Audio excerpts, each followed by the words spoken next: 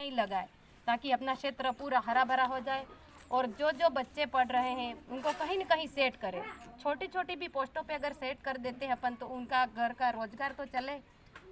ये सब आएंगे, सभी पार्टी आएगी, वो यूँ बोलेंगी ये कर देंगे वो कर देंगे, पर आप सबको एकजुट होकर बोलना है कि हमारे बच्चे बेरोजगार हो गए, हमने खेत गिरवे रखे, खेत गिरवे रख दिए, खेत बेच दिए, हमारे गहने गिरवे रख दिए, हमारा बच्चा कब नौकरी लगेगा।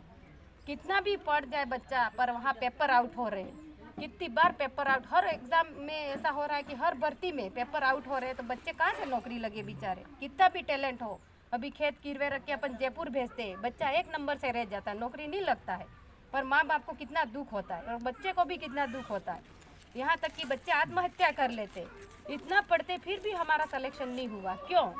क्योंकि ये पेपर अपने आप चोरी हो रहे हैं, तो उनके बच्चे लग रहे हैं और अपने तो ऐसे ही रह रहे। और अपना ट्राइबल का बच्चा नॉन टीएसपी और टीएसपी का बच्चा नॉन टीएसपी कंपटीशन फाइट नहीं कर सकता है। क्यों?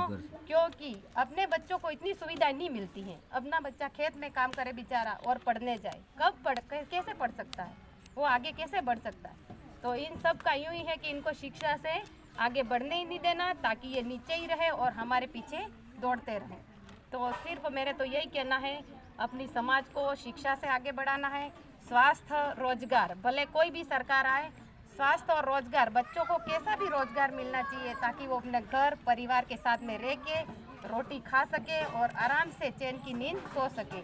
यहाँ तक कि पढ़ा के गुजरात, अपन वोट के टाइम में वोट लेने आ जाते, फिर अपने बच्चों को पढ़ा के गुजरात भेजे, बीएड करवा के गुजरात कोई बच्चा काम करने जा सकता है? कैसे भेजे अपन बच्चों को? दिल अपना गवा नहीं देता है, फिर भी जाना पड़ता है। क्या करो, मजबूर होके जाना पड़ता है। इसलिए आप सबसे ये निवेदन है। और महिलाओं के लिए ऐसे शिक्षा से या कोई भी संस्था अगर खोल दी जाए यहाँ पे, तो महिलाएं भी कम से कम 5,000 रुपये कमा सके, तो उसका घर का रोटेशन तो चले।